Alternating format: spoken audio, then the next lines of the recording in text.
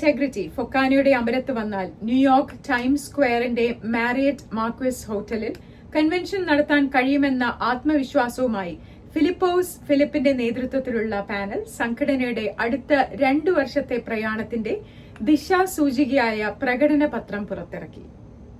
വെസ്റ്റ്ചെസ്റ്ററിൽ വൽഹാലിൽ mount pleasant community സെന്ററിൽ India press ക്ലബിന്റെ ആഭിമുഖ്യത്തിൽ നടന്ന പത്രസമ്മേളനത്തിലാണ് സുപ്രധാനമായ ലക്ഷ്യങ്ങളടക്കുന്ന മാനിഫെസ്റ്റോ പുറത്തിറക്കിയത്. അമേരിക്കൻ മലയാളി മാധ്യമരംഗത്തെ പ്രമുഖ കൂട്ടായ്മയായ India press club of north അമേരിക്കയുടെ New York chapter president Saji Abraham, George Joseph, Taj Mathew, Jose Kadapuram, Sunil Tristar, Jacob Manuel തുടങ്ങിയവർ പങ്കെടുത്തു.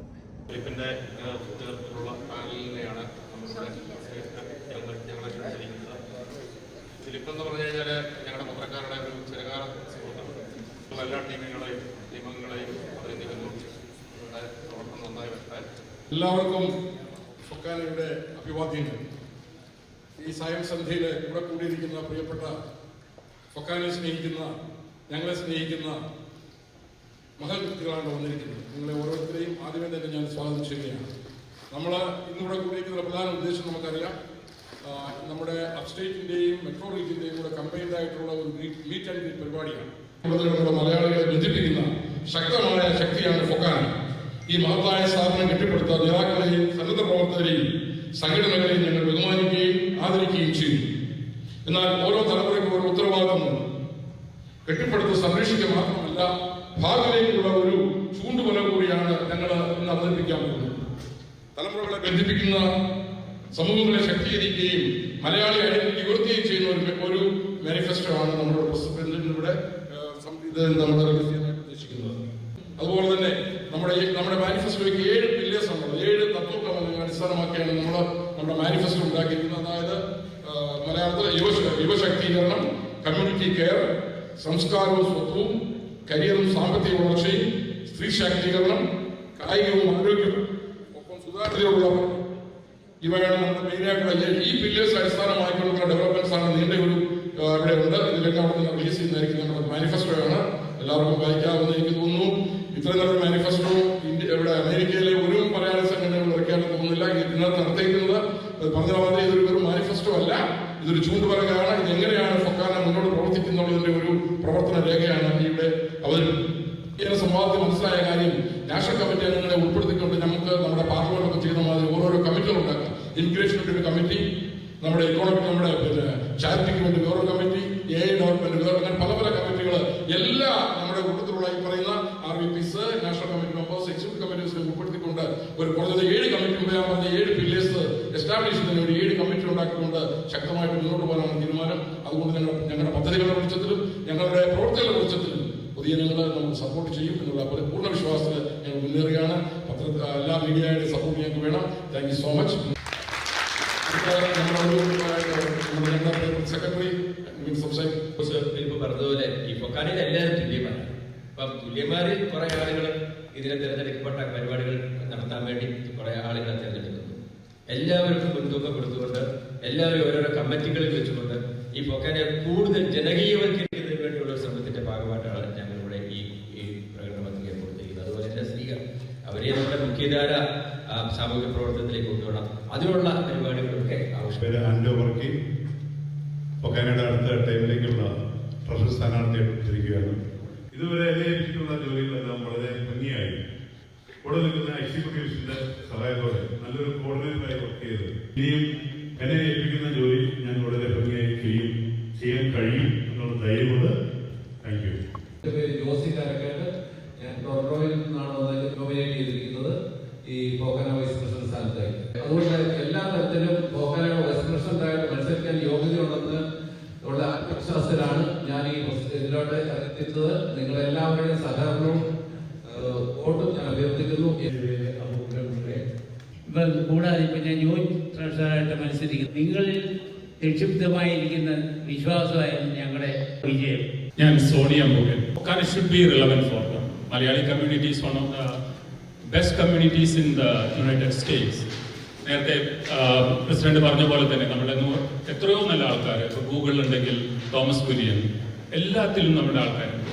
നമ്മൾക്ക് അവരെ കൂടി യോജിപ്പിച്ച് ഈ കാലഘട്ടത്തിനുള്ള രീതിയിൽ എങ്ങനെ കൊണ്ടുവരാം എന്നുള്ളതാണ് ഈ ഫിലിപ്പോസിന്റെയും സന്തോഷിന്റെയും ആൻഡോയുടെയും ലീഡർഷിപ്പിൽ ഞങ്ങൾ നോക്കുന്നത്. എൻ്റെ പേര് ഡോക്ടർ അജു ഉമ്മൻ. ഞാൻ കാനഡയുടെ അഡീഷണൽ അസോസിയേറ്റ് സെക്രട്ടറി ആയിട്ട് ബഹുമാനപ്പെട്ട ഫിലിപ്പ് തോമസിൻ്റെ പാനൽ മത്സരിക്കുകയാണ്.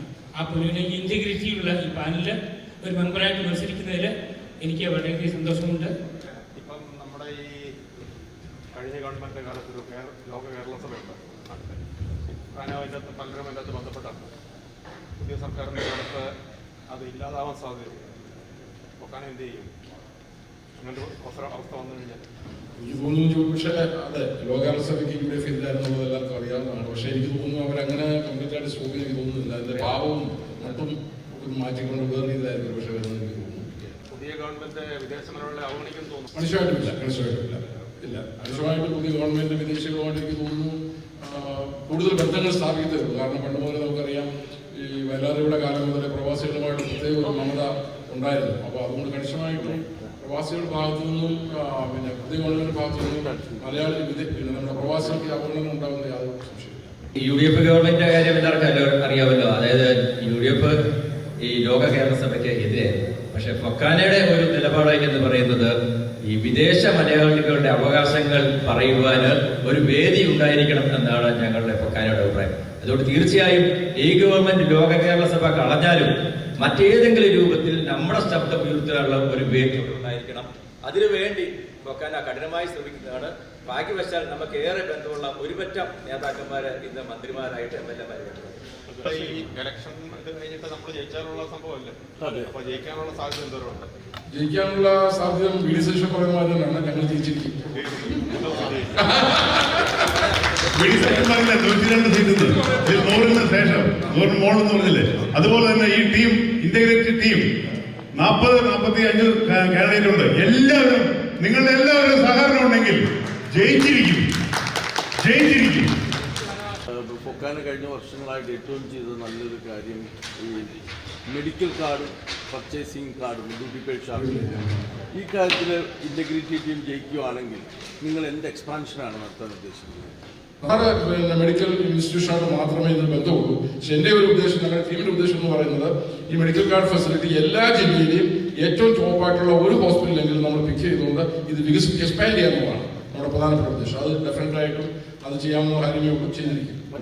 ഒരു ഒറ്റ കൊച്ചുങ്ങൾക്ക് മലയാളം അറിയില്ല, നിങ്ങളിതൊക്കെ പഠിപ്പിക്കാനായിട്ട് എന്തെങ്കിലും പരിപാടി ഉണ്ടോ? ഞങ്ങൾ ചോദ്യം വളരെ റിലവൻ്റ് ആയിട്ടൊരു ചോദ്യമാണ്. അതിൻ്റെ ഒരു എടുത്ത ലെവലിലേക്ക് ഞങ്ങൾക്ക് മൂവ് ചെയ്യുക എന്നുള്ളതാണ്. അതെങ്ങനെയാണെന്ന് വെച്ചാൽ 3 തലങ്ങളിലായിട്ട് 3 phases ആയിട്ടാണ് ഞങ്ങൾ നോക്കുന്നത്. 3 ഏരിയകൾ. ഒന്ന്, ഇപ്പോഴത്തെ അസോസിയേഷനുകൾ നടത്തുന്ന മലയാളം സ്കൂളുകൾ കണ്ടിന്യൂ ചെയ്യുകയും അവർക്ക് മലയാളം മിഷൻ പോലെ ഇപ്പോൾ പുതിയ ഗവൺമെന്റ് വന്നു, ചിലപ്പോൾ അവരുടെ രീതി ഡിഫറെൻ്റ് ആയിരിക്കാം. Then will still leverage what the Kerala government is doing. ഞങ്ങൾ ആ സ്കൂളുകളിലേക്ക് എത്തിക്കാനുള്ള ഒരു അഡ്വൈസറി ഓർ ലീഡർഷിപ്പ് നമുക്ക് ചെയ്യാം. ഈ മീറ്റിംഗ് ഇത് നമുക്ക് മലയാളത്തിലേക്ക് മലയാളത്തിൽ ഓട്ടോമാറ്റിക്കായിട്ട് തർജ്ജമ ചെയ്ത് വരാൻ പറ്റുമോ? ഇപ്പൊ നമ്മൾ ചെയ്തുകൊണ്ടിരിക്കുന്ന സമയത്ത് ഇറ്റ്സ് റിയൽ ടൈം ചെയ്യാൻ ഇന്നത്തെ by the way AI technology so fast it's moving. അപ്പോൾ ഇന്നുള്ളതെല്ലാം എടുത്തോലെ ബെറ്റർ ആണ്. ഇന്ന് തന്നെ ഇപ്പോൾ real time it can be translated. നമ്മുടെ ഇവിടെയുള്ള മലയാളികൾക്ക്, പ്രവാസികൾക്ക് നാട്ടിൽ പല പ്രശ്നങ്ങളുണ്ട്. അത് സോർട്ട് ഔട്ട് ചെയ്യാനും സോൾവ് ചെയ്യാനും എന്തെങ്കിലും ലീഗൽ എയ്ഡ് ആയിട്ട് എന്തെങ്കിലും ഒരു ഫോർമേഷൻ നിങ്ങൾ ഉണ്ടാക്കി? നമ്മുടെ മാനിഫെസ്റ്റോയ്ക്ക് അത് വ്യക്തമായിട്ട് പറയുന്നുണ്ട്. അപ്പോൾ നമ്മളൊരു പ്രോപ്പർട്ടി പ്രൊട്ടക്ഷന് വേണ്ടി തന്നെ ലീഗൽ ഒരു ഗ്രൂപ്പ് തന്നെ നമ്മളിതിനകത്ത് പല ആളുകൾ, ഞാൻ പറഞ്ഞ മാതിരി ആളുകളുടെ പിന്നെ എന്താ പറയുക എക്സ്പെർട്ടൈസ് അനുസരിച്ച് നമ്മൾ ലീഗൽ ഒരു 7 കമ്മിറ്റി ഉണ്ടാക്കുന്നുണ്ട്. ഫൊക്കാന ഒരു സംഘടനയാണ്. അപ്പോൾ അതുപോലെ തന്നെ അപ്പോൾ ഈ നോർത്ത് അമേരിക്കയിലെ പിന്നെ മെയിൻ സ്ട്രീം രാഷ്ട്രീയ രംഗത്തേക്ക് അല്ലെങ്കിൽ പൊളിറ്റിക്കൽ രംഗത്തേക്ക് ചെറുപ്പക്കാരെ കൂടുതൽ അട്രാക്ട് ചെയ്യാൻ വേണ്ടി എന്തെങ്കിലും ചെയ്യേണ്ട സമയം അതിക്രമിച്ചെന്ന് എല്ലാവർക്കും അറിയാം. പക്ഷെ പറയുക പോവുക. അപ്പോൾ അതിനെന്തെങ്കിലും നിങ്ങൾ സോൾഡായിട്ട് എന്തെങ്കിലും പ്ലാൻ ചെയ്യുന്നുണ്ട്? ഒരു മൊമെന്റ് ഒരു സിവിക് അക്കാഡമി തുടങ്ങാനായിട്ട് മത്സ്യകാലത്തിൽ ട്രെയിനിങ് കൊടുക്കാനായിട്ട് ഒരു സിവിക് അക്കാഡമി യൂത്തിന്റെ നേതൃത്വത്തിൽ ഒരു സിവിക് അക്കാഡമി തുടങ്ങാനായിട്ട് നമ്മുടെ മാനിഫെസ്റ്റോയിലുണ്ട്. So we will try our level. മറ്റൊരു കാര്യം അവർ പറയുന്നുണ്ട്, നമ്മൾ പല കാര്യങ്ങളും അഡ്രസ് ചെയ്യാനുണ്ട്. അങ്ങനെ വരുന്നവരുടെ അതിനകത്തൊരു ഡീറ്റെയിൽ ആയിട്ട് നമ്മൾ അത് ആരെങ്കിലും പഠിച്ചിട്ട് നമുക്ക് അവരെ കൂടുതൽ ഭക്ഷണത്തിലേക്ക് പോകാൻ അവരെ തിരിച്ചു കൊണ്ടുവരാനുള്ള അമേരിക്കയിലേക്ക് വരുന്നവർ അറിഞ്ഞിരിക്കേണ്ട കാര്യങ്ങളൊക്കെ